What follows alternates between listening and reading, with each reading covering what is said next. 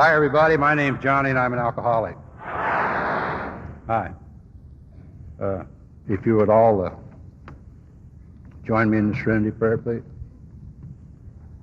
God, grant me the serenity to accept the things I cannot change, the courage to change the things I can, and the wisdom to know the difference.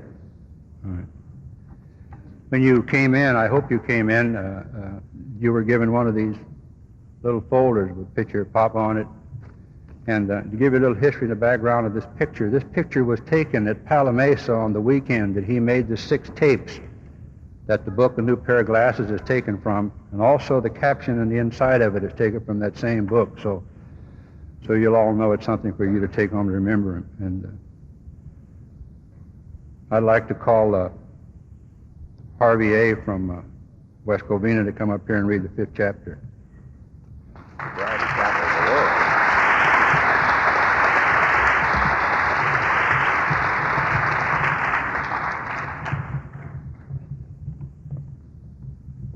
Mine's Harvey Andrews, and I'm an alcoholic. How it works. Rarely have we seen a person fail who has thoroughly followed our path. Those who do not recover are people who cannot or will not completely give themselves to this simple program. Usually men and women who are constitutionally incapable of being honest with themselves. There are such unfortunates. They are not at fault. They seem to have been born that way. They are naturally incapable of grasping and developing a manner of living which demands rigorous honesty. Their chances are less than average. There are those, too, who suffer from grave emotional and mental disorders, but many of them do recover if they have the capacity to be honest. Our stories disclose in a general way what we used to be like, what happened, and what we are like now.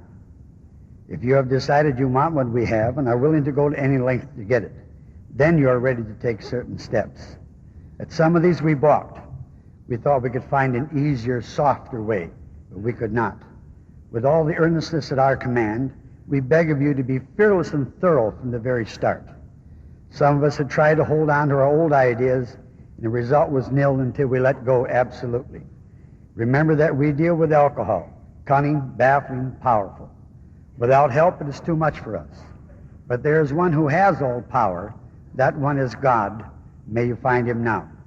Half measures avail us nothing. We stood at the turning point. We asked his protection and care with complete abandon.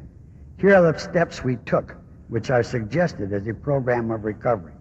1, we admitted we were powerless over alcohol and that our lives had become unmanageable. 2, came to believe that a power greater than ourselves could restore us to sanity. 3, made a decision to turn our will and our lives over to the care of God as we understood him. 4, made a searching and fearless moral inventory of ourselves.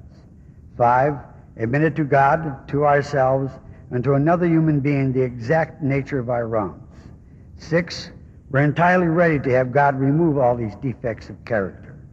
7, humbly asked him to remove our shortcomings. 8, made a list of all persons we had harmed and became willing to make amends to them all. 9, made direct amends to such people wherever possible, except when to do so would injure them or others. 10, continued to take personal inventory, and when we were wrong, promptly admitted it. 11, sought through prayer and meditation to improve our conscious contact with God as we understood him, praying only for the knowledge of his will for us and the power to carry that out.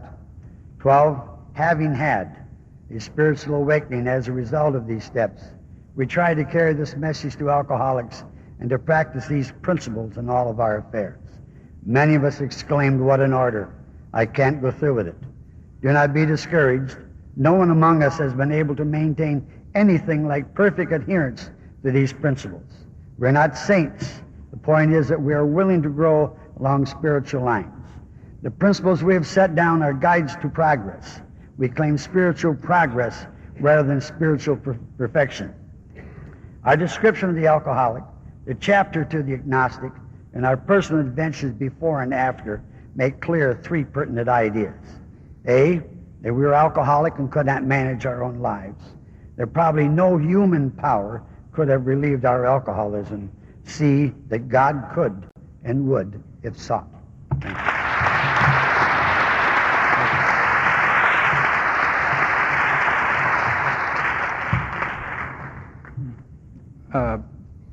How many people, just for my own personal curiosity, in this audience ever made a trip up the hill with a problem or something to talk to Papa? Would you all stand so we could see you from up here? The ones who made a trip up there with problems that he talked to you about.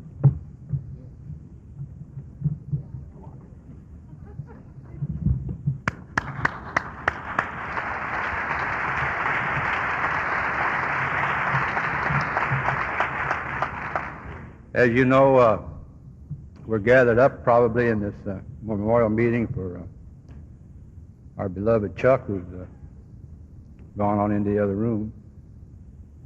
And what we're going to try to do is we're just going to try to have just an AA meeting, because I think that's what he'd want. And kick it off is, I'm even going to break a tradition. I'm going to have an Al-Anon talk first. So, without further ado from me, how about a real warm welcome for a real lovely lady, Elsa.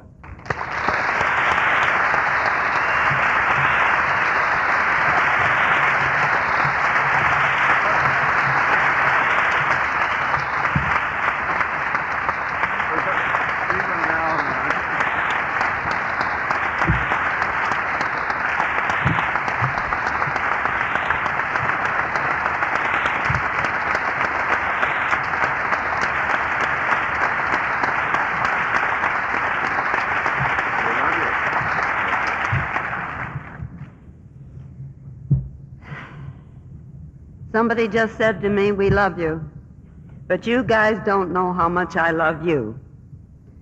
If it weren't for you, I would not have had the many years of joyous friendship with all of you since Chuck got sober. All of you know that I'm going to miss him terribly, but he needed to go. I want you to know that. He was ready to go.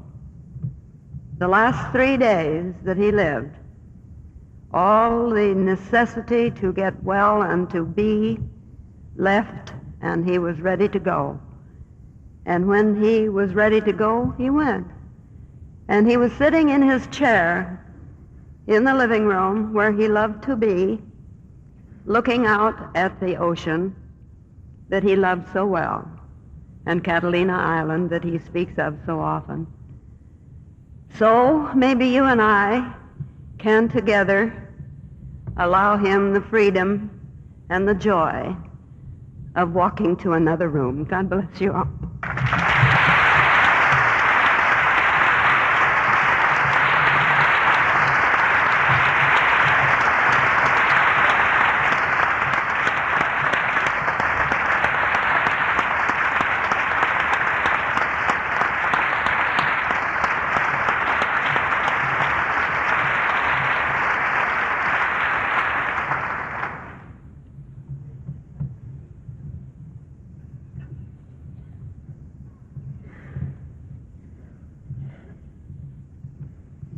And 2 years ago, Christmas, Chuck got a Christmas present in the nature of his son who got sober in our fellowship. So I'd like to have him come up and say a couple of words to you, Bill.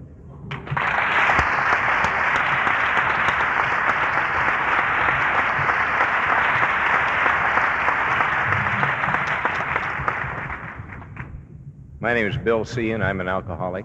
Hi. It's kind of imposing.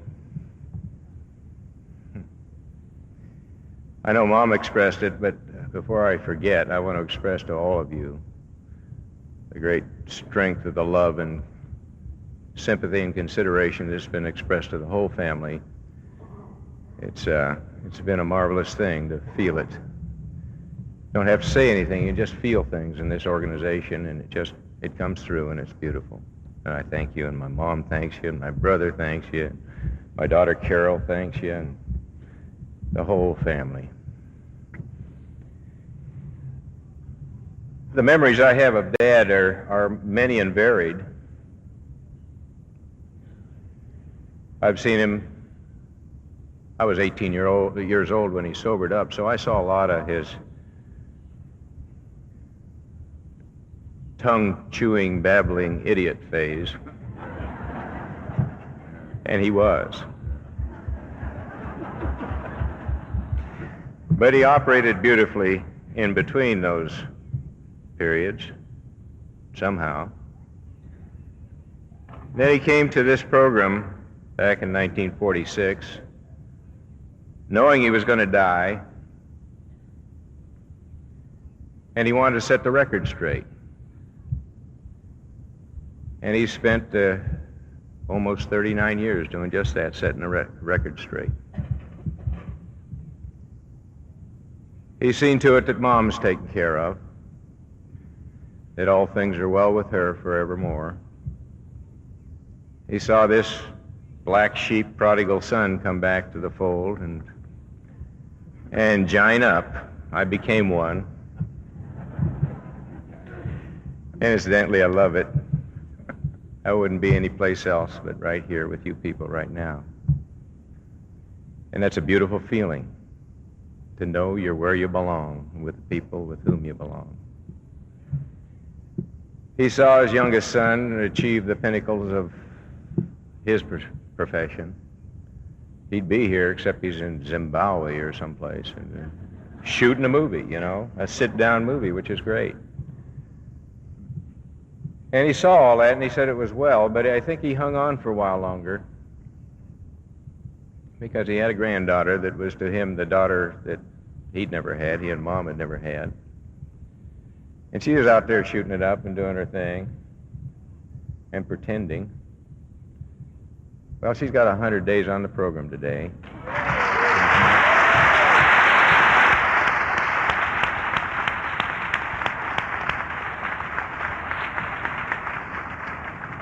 And I believe he looked all this over, and he says to God as he understood him, he says, Dad, we've about done it here.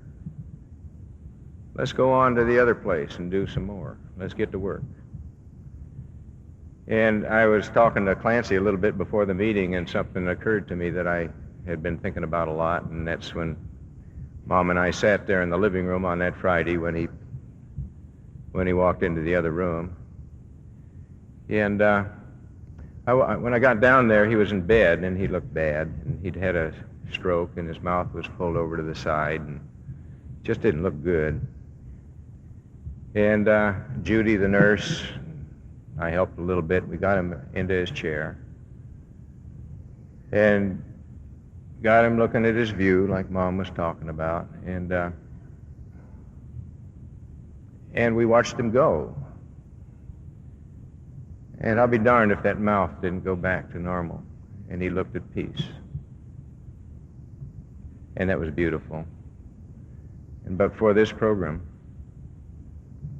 for God as I understand him and you people, I'd have missed all that. And I want to thank you.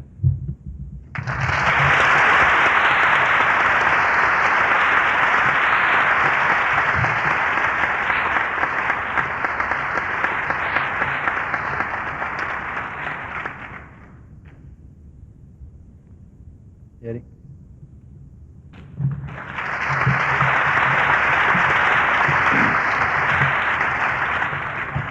Yeah, my name's Ed, and I really am an alcoholic. I always say that because I don't look like one. Elsa says I don't look like one either.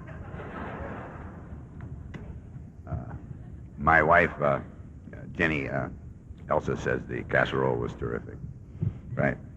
Anyway, when this all first happened, I got a little bit taken in by it. You're used to something, and I haven't been on this planet that long, but over half of it, but I've been a member of this fellowship.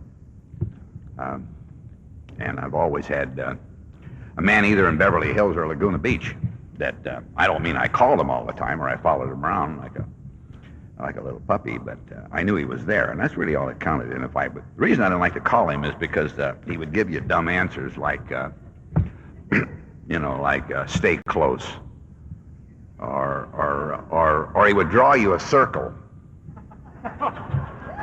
and then he would say something like, you see that out there? He'd be looking out that window, and I'd say, yeah, I see that out there. I didn't want to say I didn't see that out there, and I'd say, yeah, I see that out there. I want to think I was half wise anyway, and he would say, that all belongs to me, and I said, oh yeah. I'm trying to get spiritual, and I figured ain't no better place than Bayview Drive. So he said the reason it belongs to me is because I don't have to have it. He told me that when he first moved in there, about 25 years ago. And I realized that it's, that's kind of what it's all about, because some of us, are leaving the planet prematurely. And I don't think there's anything wrong with leaving the planet or dying. It's part of living. But I don't think any of us should have to leave before we die, before we live. And there are some of us that never have lived. I never lived until I happened to walk into Burbank, 33 years and 1 month and 3 days ago. And it just so happens that, coincidentally, that man happened to be there. Now, if you smoked as much dope as I have, and were as paranoid as I am, to have somebody up there laughing at you, it is pretty frightening. But over the years, what the man has meant to me and Elsa, of course, I've been a lot closer in a lot of ways to Elsa than I have Chuck, because I wasn't afraid of her. We go places on airplanes like Texas, and I would sit with her because I didn't know what to say to him. I swear, I'm not kidding. And one time we went to Texas, and on the way back he said he's not taking us with him anymore. You remember that?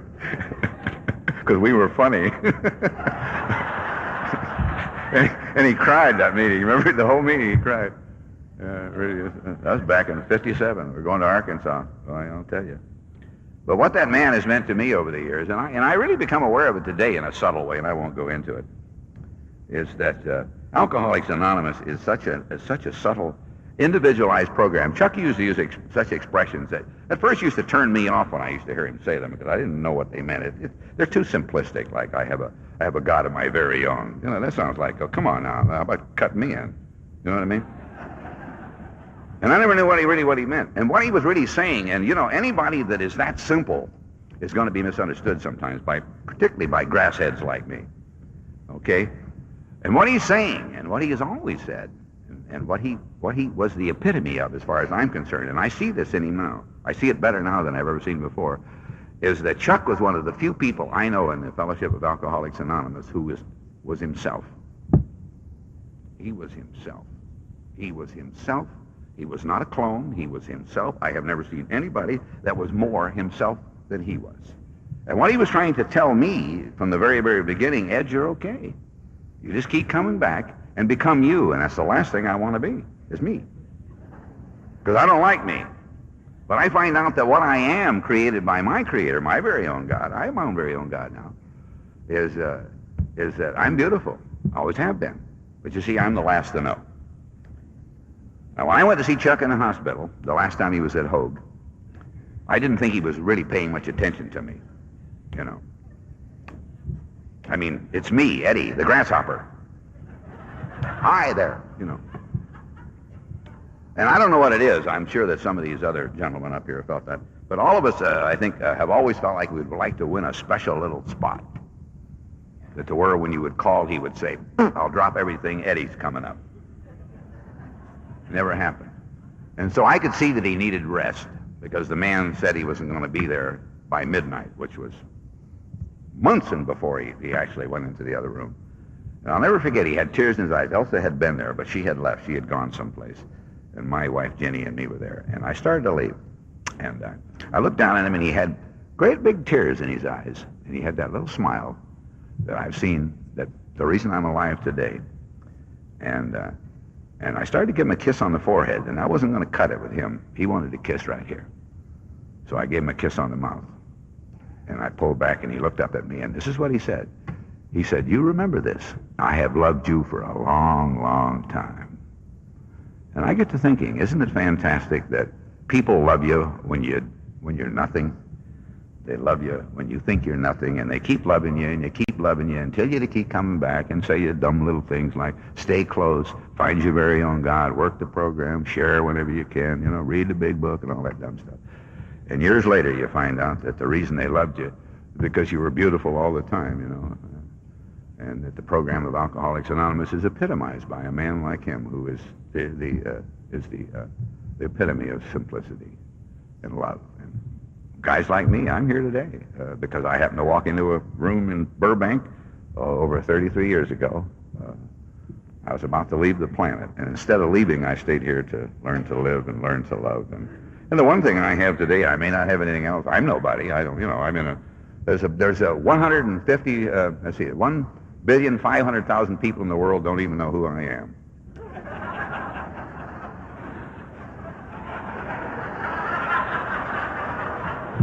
And there's a few little people in Southern California that recognize me at an AA meeting.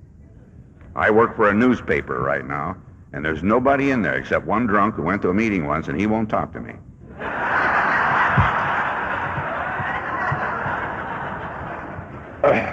And I don't think that anything in the world is more exciting than being somewhere where you know you're somebody when they don't know you're anybody, than to be somewhere where you think you're somebody where they know you're nobody.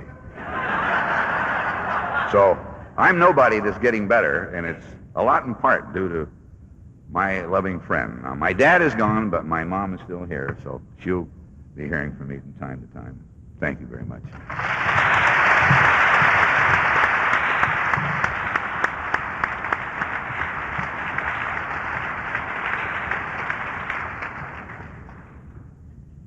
As far as I know, and I really don't know whether it's true or not, but I suppose it's true.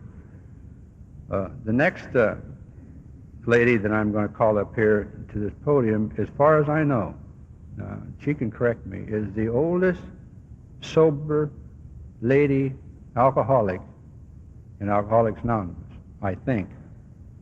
And if she ain't, I stand corrected. Sybil?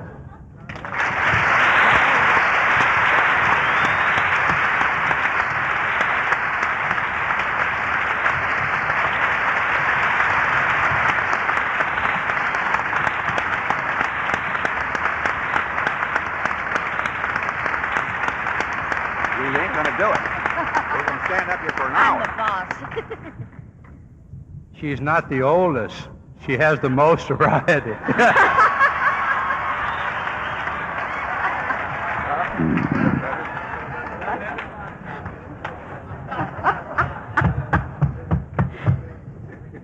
Johnny, you were right in the first place. The oldest, true, that too. Let's see, how old am I? My name is Sybil Corbin, and I sure am an alcoholic. And I'm honored that I was asked to participate in this meeting today. It means a great deal to me to be here with all of you, Bill, Elsa, Johnny, all of you, and any newer people, and I know there were some because I talked to them when we were having coffee. People from out of state came a long way from Oregon and other places to be here. I wouldn't have wanted to miss this. I really wouldn't have. No way at all. My sobriety date is March 1941 because I read a Saturday Evening Post article written by Jack Alexander while I was sobering up in a Turkish bath after 17 years of boozing and not being able to quit. I wrote for help. Ruth Hott, Bill Wilson's secretary, answered my letter for help and told me where it was. And so it was that I went down to the first California meeting. There were about a dozen men there. And I haven't had a drink since. And the women started streaming in. And we can testify to that today, that there are thousands upon thousands very sober women. Oh, incidentally, he called me a lady. And we had a committee meeting in 1941, the few women that came in at that time, because they were calling us the lady alcoholics. And we had a sort of a committee meeting, had a little separate meeting away from the fellows during while they were meeting, and decided that we didn't want to be called lady alcoholics, that we were not ladies, especially when we were drinking, and that we wanted to be known from the word go as the AA grew, that we were women alcoholics. And so it is that in your meeting directory, at least in California, they will list the women's groups, and I like that very much. The Chamberlains, such precious people. I've never loved people more in my life than I love Chuck and Elsa, and then meeting Bill 2 years ago at the Big Book group. And I've thought of them constantly these last difficult days. And remembering the fond, sweet memories of Chuck, I'll share a few with you. And let me look at somebody's watch here. I've forgotten who I got it from. I may not give it back. I'll be all right, I think, with about what I have to say. I didn't meet Chuck when he first got sober in 1946. It was a while, and I don't remember when it was. But eventually, my brother Tex, and probably wasn't too long, Elsa will know, my brother Tex asked him to talk at the Hole in the Ground, which at that time was really upstairs and not the Hole in the Ground. It was the Ebell Club on Clarendon and Huntington Park, where it is today. But they rented the basement, and the guys would point down on Sunday night to where that meeting was and say, as I was saying last Thursday at the Hole in the Ground, and the basement become known as the Hole in the Ground, Tex had Chuck there. And I don't know whether I was in town or not because I don't remember that meeting, but I became acquainted with him very shortly after that. And I particularly remember a ride with Chuck up to Grants Pass, Oregon. Now, inside, many times I'm a frightened mouse. Maybe I don't show it, but I know I was a little scared. I was working at the central office, a little new there, too, and afraid the people wouldn't love me and that I wouldn't be adequate, although I had been a secretary and a good one and so on, and had answered the phones at the Hole in the Ground for years. Still, I was frightened. And I went out to the airport, and there stood Chuck with an overcoat and a hat on, so it had to be fall or winter. And I was a little in awe of him, though I'd heard him speak, and he had talked at the Vernon Hayloft when Bob Foreman, my husband, he and Jim Willis had started that, and Chuck had come out on a stormy night and had been our first speaker. And it was pouring. He was soaked to the skin, and yet he came. He never failed to come, regardless of the circumstances, and Bob was talking about that today. There was Chuck in a storm that no one would have thought a thing about getting on the phone and saying, hey, you know what? I can't make it. It's a long drive. There's a flood. The streets are flooded with water. It would be dangerous. I can't be there. Chuck was. And so it was that riding up there to Grants Pass with him, I was put at ease almost immediately. The next day I wore a little green dress. It was a little green jersey dress. And he called me his little green frog. The dress happened to be that color, and it was mottled. M-O-T-T-L-E-D, and he called me his little green frog. But the thing that happened that was so amazing there and pleased me so much is those people at the Hayloft, this rough barn-like place where he had come to speak in the rain, Madeline and Grant Swayze were some of the very active couples there, the man and wife team, and they had moved to Grants Pass, and they were a little earthy. They were lovable people. Grant was a great big burly guy who used rough language, and they saw us there in Grants Pass and said, come to our house in the morning and have breakfast. And without looking at me, Chuck said, certainly, I'll be there. Will you, Sib? I said, sure. And so we went out way out in the boondocks someplace, and it was muddy as could be, and Grant and Madeline said, would you like to see our horses and cows? And Chuck said, why, sure. And I looked at my high heels, and we walked out in that muck and mire up past our ankles, and they showed us every chicken and horse and cow, dogs and everything else that they had before Madeline served us the hot biscuits that she had promised Chuck. Now, that's an event that I remember in great detail because it was just utterly charming. It was wonderful. And Chuck waded around there and seemed to thoroughly enjoy it. I think he enjoyed life in all its aspects. I remember one other time, and he was always doing this when asked, never butting in. But any time I was in trouble or worried about something that was big, I called Laguna. If Chuck wasn't there, I talked to Elsa and got my answers just fine answers and was greatly relieved. I never hesitated to call down there when I was in a jackpot, call down there when I wasn't. I didn't do it too much, and I'll tell you why. I figured they were so busy with other people in deep trouble that I had no right to monopolize the telephone. Otherwise, I'd have called them twice a day, but I didn't. I thought they'd be too busy. But having known them so long, and to see their boy come into Alcoholics Anonymous is a fabulous thing. It is a fabulous thing. And I think that's a word that Chuck used a lot. The thing that I will mention, as I put this on today, this medallion, and I put it on every time I go to a meeting, the hole in the ground gave me a kind of a surprise 40 years sober birthday meeting, is really what it was. And they had a little girl come up on the stage there and hand me 40 American Beauty roses, one for every year that I was sober. And then they had Chuck present me with this medallion. And you remember that, Elsa?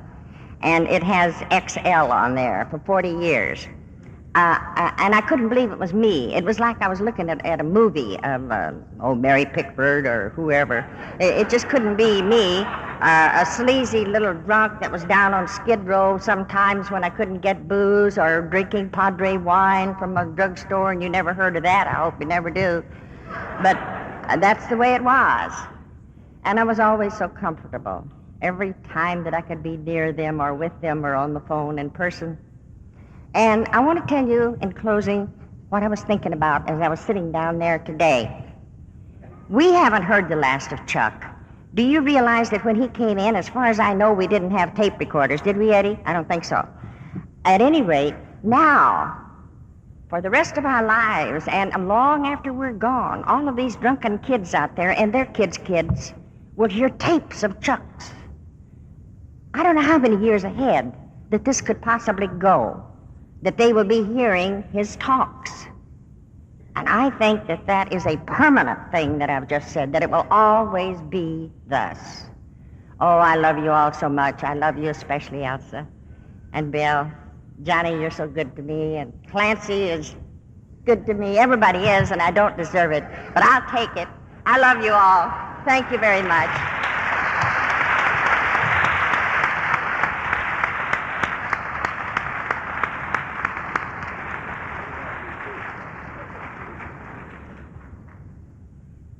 We love you too. This guy, when I got the word that Pop had left, I picked up the phone and I called Cease because I knew he wanted to know. And he was broken up because he couldn't come for the family service. And I said, well, with any kind of luck, Cease, maybe we can have a memorial for Pop. And he said, I'll come to that. And I picked him up from the airport this morning, and I know that this guy loved Pop a great deal, but I'm going to let him tell you about it from Prince Albert, Saskatchewan, Canada, CC.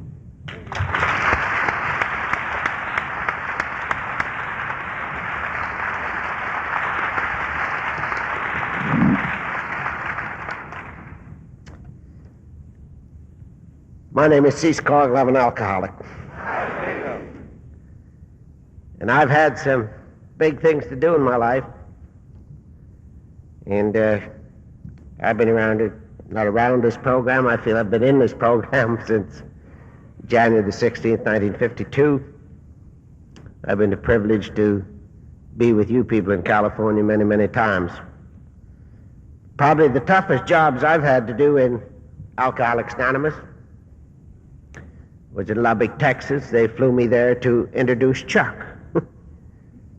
And everybody knew Chuck. And they spent $500 to take me down there. Because I come from a long ways from here. Then they flew me to Minneapolis twice to introduce Chuck. They've never let me speak there, but they got me to introduce Chuck. For you see, I've known Chuck for a long, long, long time. Met him back in Canada in 1957. Learned to love him, and he learned to love me. We were in Longview, Texas one time. Eddie was there, And the people made a deal that Chuck and I, he representing the United States, me representing Canada, that we were going to walk across the pool at midnight. And Chuck was holding court, and a bunch of people around him, and I saw that. I looked over, but I showed up with my gang. Chuck didn't arrive. When I went in the morning, somebody said to me, "Where's Chuck?" And I said, "The last time I saw him was midnight, and he was at the bottom of the pool."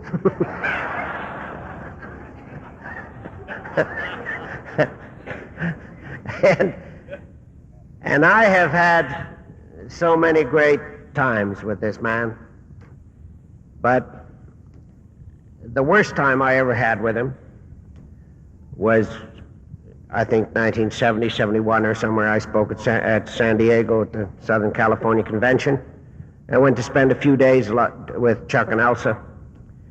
And Chuck drove me in that big Lincoln back to Laguna Beach. I don't know whether any of you have ever ridden with Chuck on a Sunday afternoon from San Diego to Laguna Beach. I got home and I'm like this, you see, and Babe said, "Why don't you put your arms down?" I said, "I can't." I said, "They were stuck there from riding with Chuck from San Diego to Laguna Beach."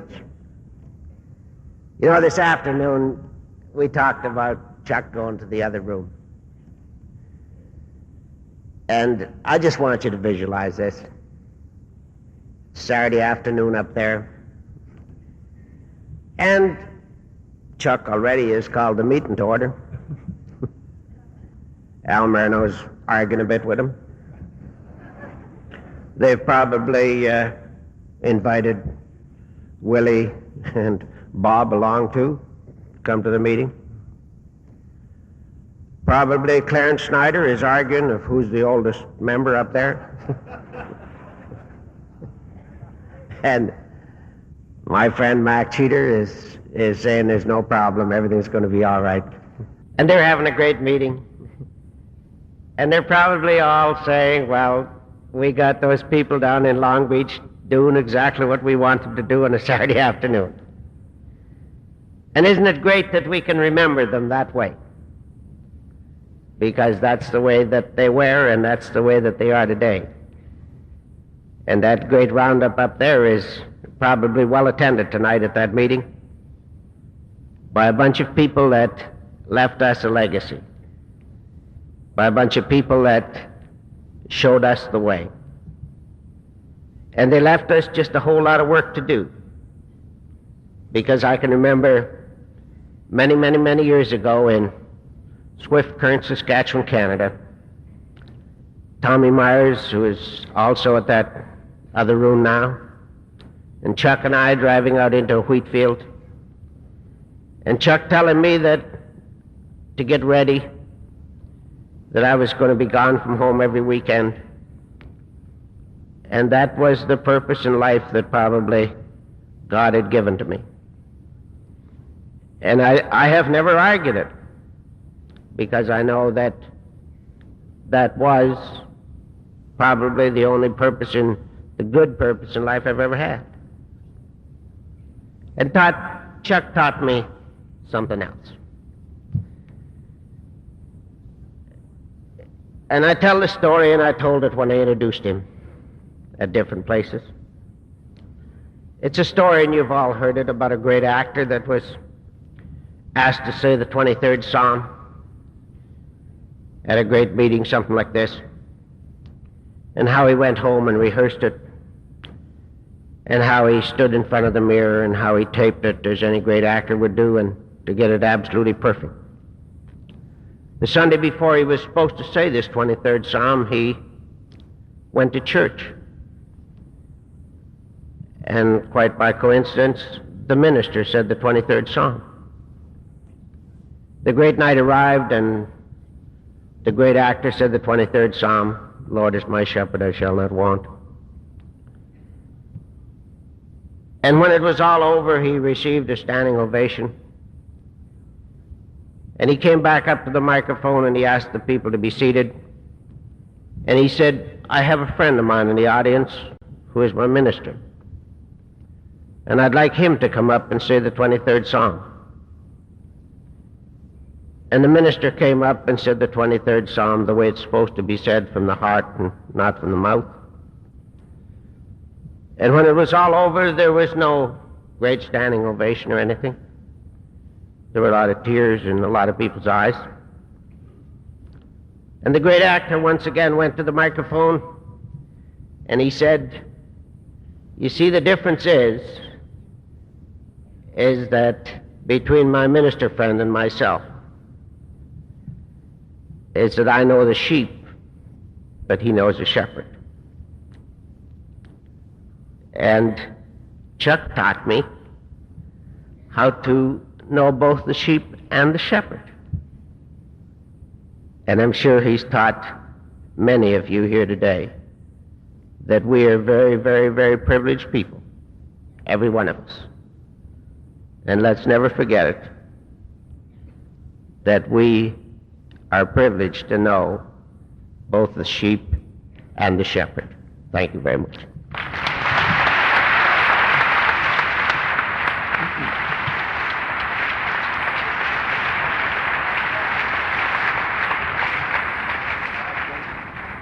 Clancy?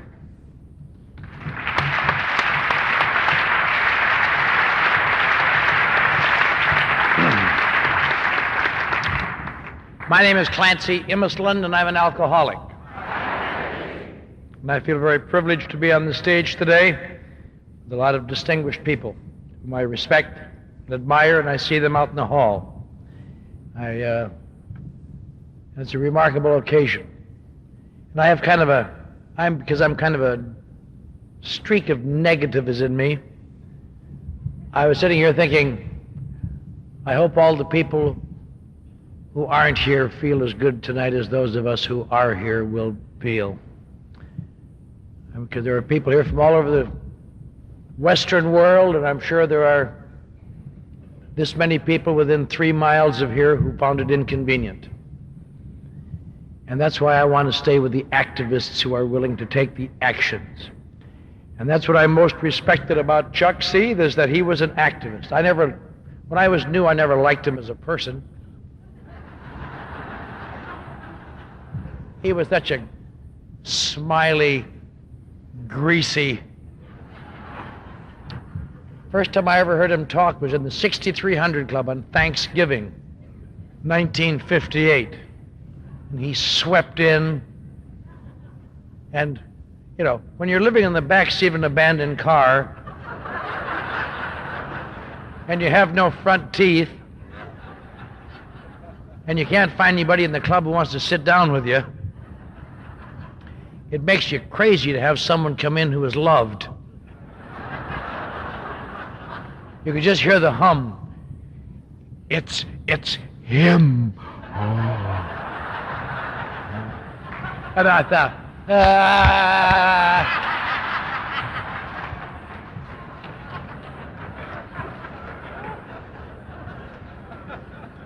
I was so upset that when he began to talk, I got up and left.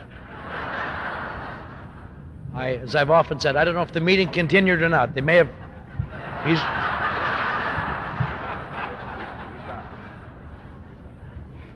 And from then on, he was just there's nothing worse than when you're doing bad than see someone who's doing everything good. It just makes you sick for years. Everywhere you go, Chuck is coming next week.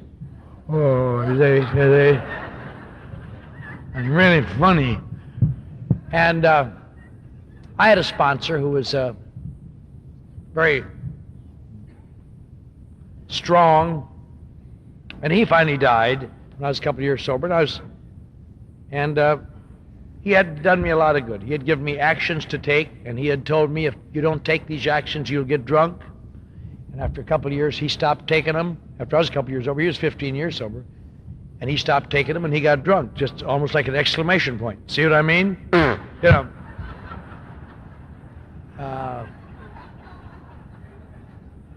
And it sounds sacrilegious, but it really was. People said to me, boy, it must be tough for you because your sponsor's dead, and you weren't any too strong when he was here. And I told him the same thing. No, he did exactly, he proved to be exactly what he said. And I've told this story before, but I don't know another way to say it. 5 years later, on my 7th birthday, I had become, at least in my minority opinion, magnificent. I was the Sunday afternoon speaker on my birthday, my 7th birthday, at the Southern California Convention in Bakersfield. The leader was someone I sponsored. The first speaker was someone I sponsored. The meeting stopped in the middle so Polly Hall could come down the hall, and I thought the cake was for me, but she had an eye going either direction. I was just kind of...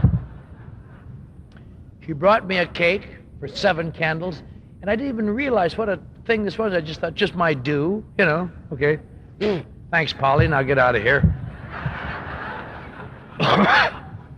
And on the way back, I was riding with Charlotte and a couple, a little guy named Tommy O'Mara and another guy, and I was coming over the grapevine. I thought, now who will I call?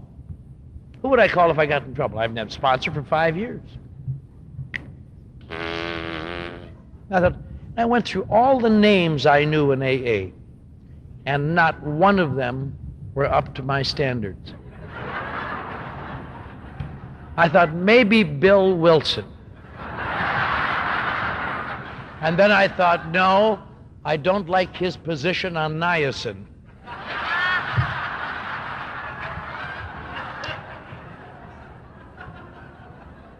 And there wasn't anyone left. And I suddenly thought, I probably am never closer to being drunk than I am at this moment. There is no one up to my standards. So I thought, I got to get a sponsor. Now, I believe in active action. I mean, to me, action is the most sincere prayer I know. Doing, it's easy to mouth, it's harder to do it sometimes, as Sybil mentioned, go out in those rainstorms and so on. And I had to find someone ahead of me. I found out you don't have to like your sponsor, but you have to respect him. I thought, who's the most active guy I know? And I thought, old Chuck C. with his gray suit and his gray Lincoln and his vivid message. So I called him up the next morning down on Alameda Street, Riverside. I'd like to say, this is Clancy. I'd like to come over and talk to you, Chuck. He said, all right, come over. And I went down there and I said, Chuck, I've been thinking about it.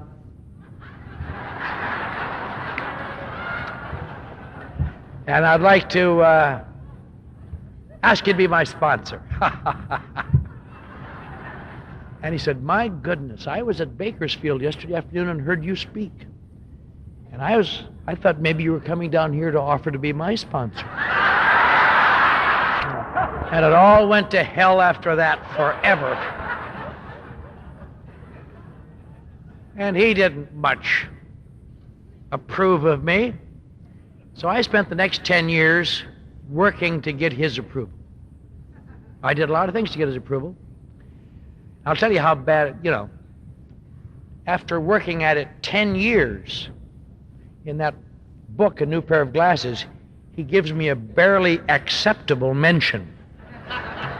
And that was after 10 years of impressing him. But he unfailingly was what I wanted him to be. A man out in front doing what he said. There's a lot of talkers, very few people who do what they say.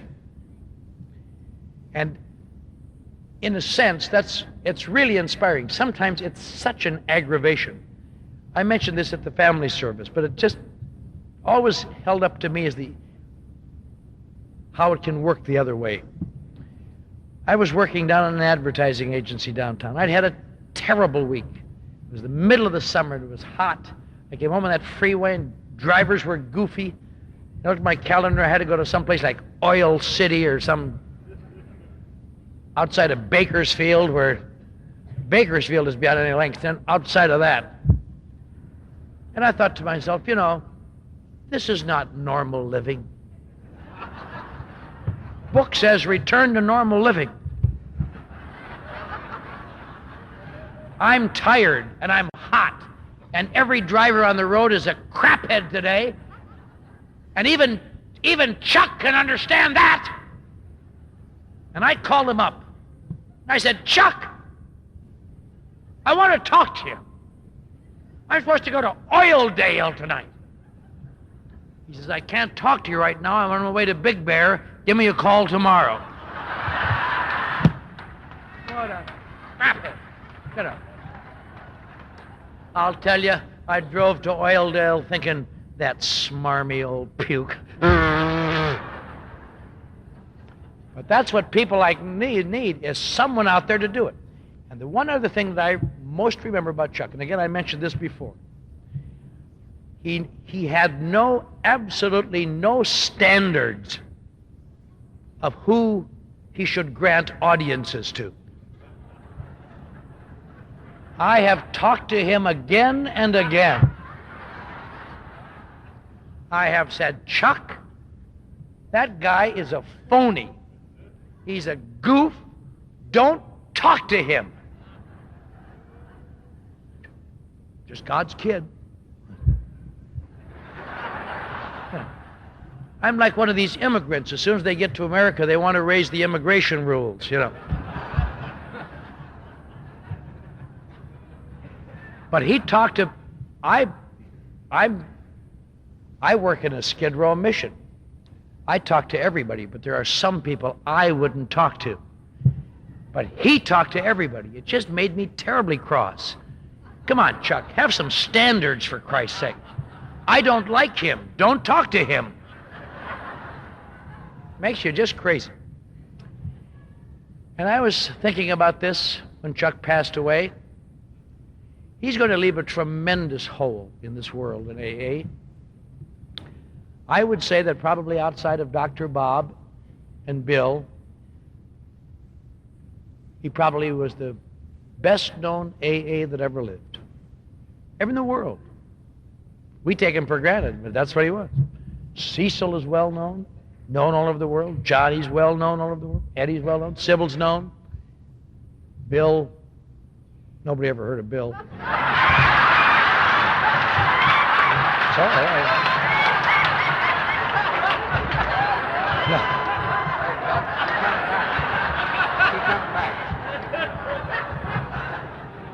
But he's still young.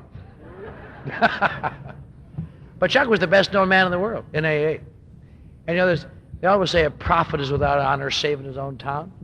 We all love Chuck, but we forget. He is venerated all over the world. I've been getting calls from all over the world saying, just heard about Chuck. Got a call from the London Embassy, American Embassy in London this week, and a call from Ireland. And is it true, Chuck? You know, people should never have heard of Chuck. He's the best known AA in the world. And as Sybil said, we will have his tapes to listen to, and that's grand. He will leave a big hole in many areas, but probably the biggest hole that I know he will leave to people like me. Two items in it. One, people like me, and I presume like you, are going to have to remember he would have taken that action, so I better take it. That's the testament of Chuck Chamberlain. He was out on the front lines doing it.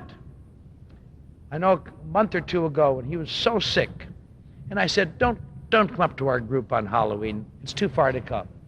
And here he came in, Pierre wheeling him in, there's things up his nose. Oh, I wouldn't miss this. And I wanted to just cry. I just wanted to cry. And people came over to touch his skin, just in admiration. And Elsa's done such a wonderful job of taking care of him and being his friend. That's something else I think we ought to remember too, because I'm the next to the last speaker and I want to get it all in, because the next speaker won't tell you these things. But Chuck gave me inspiration. He gave me inspiration. If my clothes were on fire and I called Chuck, he would say, you know, it isn't any big deal. You just accept it. and, with love. But when my clothes went for I wouldn't call Chuck. I'd call Elsa. She'd say, put out the goddamn fire.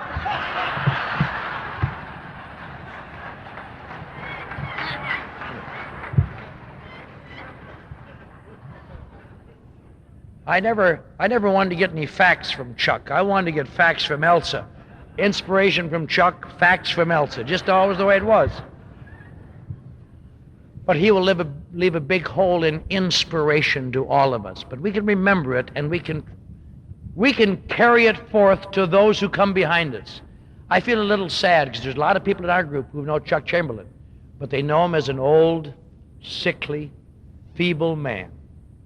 And you will never have known him as a dynamic, charismatic man who literally lit up a room when he stood at a podium. I remember a few years ago, Elsa and Chuck and I went to Rapid City, South Dakota, and he was so sick, and I had to push him through the Denver airport in a wheelchair because it's light air, and Elsa had the flu, and I pulled her.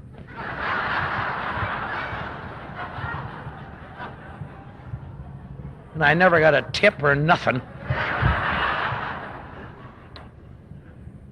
And we got up there, and we got another guy, and I got Chuck some air tanks, which he ever had all the time on the road, because he had to sleep with that oxygen in his face, or else he could not get up in the morning. And in the middle of the night, the oxygen died. Remember that night? And he could not breathe in the morning, and we were so sad and shocked. And all day long, he just could not get that oxygen back. And that night, I said, you better not speak, Chuck. He said, God. And he gray and pale and sat at this table. And our speaker tonight is Chuck C. And everybody clapped. And he got up. And the color poured into his cheeks. And his eyes lit up. I'm Chuck C. and I'm an alcoholic. And he just gave it to him for an hour and a quarter. And I just cried with love. And sat down and took him back to his room and could not breathe. I'll tell you, he was a fire horse. We'll miss his inspiration, but something else I will miss. I will not miss it. I'll try to do something about it. I hope you will too. I said this before too, but I want to say it one more time. The best testament you and I can give to Chuck Chamberlain tomorrow or next week or next month is to take a minute and talk to someone who is not up to our standards, who we ordinarily would brush by, who is obviously not of our type, someone who is not up to our classification of good AA member. Be a little more kindly just once in a while. Take a couple minutes a week, whether you like to or not, and be gracious.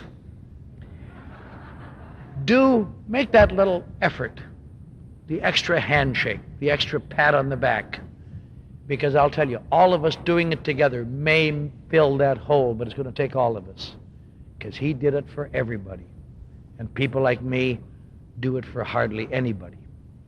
It's going to require work. I am not sorry that Chuck Chamberlain has passed away, personally. I am sorry that dynamic, charismatic man no longer exists. But the man that passed away was an old, tired, feeble man whose job was done, and I can't think of a better way to die than he did, sitting in that same chair, looking at the same ocean, closing your eyes and being taken away.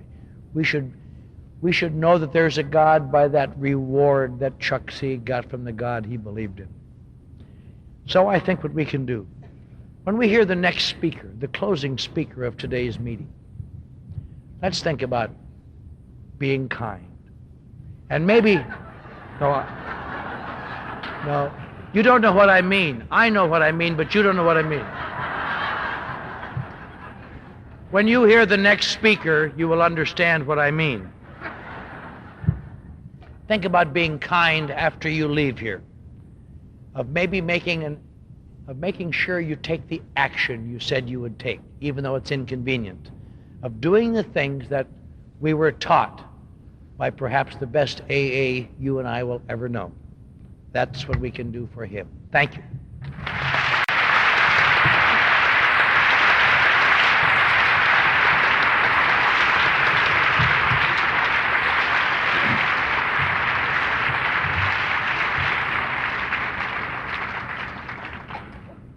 You know, when Chuck was very sick in the hospital, I went to see him one day, and he was, like Eddie was saying, he was really in bad shape that day, it seemed like to me, and he called me over to the bedside. I was getting ready to go, and he said, "Do you love me, son?" And I said, "Yeah, Pop, I love you." And he said, "Then tend my sheep." And I said, "What?" I didn't think I heard him correctly, because he said, "Do you love me, son?" And I said, "Yeah, Papa." And he said, "Well, then tend my sheep." And for the next 6 or 7 months, every time I saw him, I used to go tell him that I was getting tired of tending his sheep, and for him to get up off the bed and go do it himself. And he got a big kick out of that, and I got a big kick out of that. But I've been thinking about that a lot, about what he said. And I've made it my own personal thing to try to carry out the standards that he gave me to live by 25 years ago, sitting in a penitentiary. That man has been the standard that I've lived by for 25 years. Not trying to be like him or trying to emulate him or be him, just the example and the standards that I live by. And although I fall far short of it, I think maybe now that the hole is there that Clancy just talked about, maybe I can take my part and fill that thing in there. And I'd like to tell you this before I introduce the next speaker to you. And I know this, and he told me many, many times this, and I believe it, and I want to emulate it to you this afternoon, what he said to me. The little room that everybody talks about that him going into, when I get there and I go to that room, whatever room it is, if there ain't people like you and people like my papa and flowers and pretty birds, I don't think I want to go in there. I'll just stay here with you until that comes to pass. And now I'd like to introduce the closing speaker for you this morning, and I hope you enjoy it as much as I do. And you know something? I can only do two things. Now, many of you might say, well, you talk a good battle. Yeah, you know. But this is the way I live. I can only do two things. You see, I can't run my life. I had 43 years to run my life and ended up in the bottom of the snake pit. So I'm not concerned with that. I can't do it. But I can do two things. I can practice these principles in all of my affairs this day to the best of my ability. In business, in home, in church, in play, in AA, the whole works. This I can do, and this I do. And that's number one. And number two, I can share me with anybody that wants me in love. In all of my relationships. Sharing my experience, strength, and hope with anybody that wants it in love. And that's number two. And that's all I can do. But it must be pretty close to right, because I never had it so good. Don't be afraid of this program. Don't be afraid to abandon yourself completely to this simple program, because there is sobriety here. There is the AA way of life here. There is peace, there is serenity, there is love, and there is God. What more could a man ask? God is love, and he that abideth in love abideth in God, and God abideth in him. And so I'm so grateful to you who can't see. I love you. It's my joy to have had this weekend with you, and I shall never forget it, because some part of every one of you is going to be with me for the rest of my life. So I thank you again.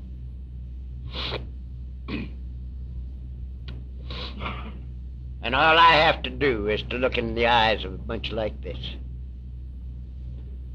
to see My God.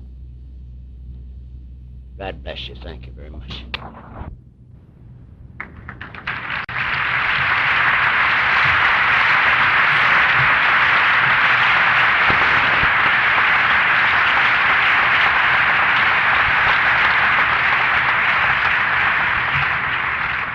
I would like you to stand and join hands and join me in praying the Lord's Prayer.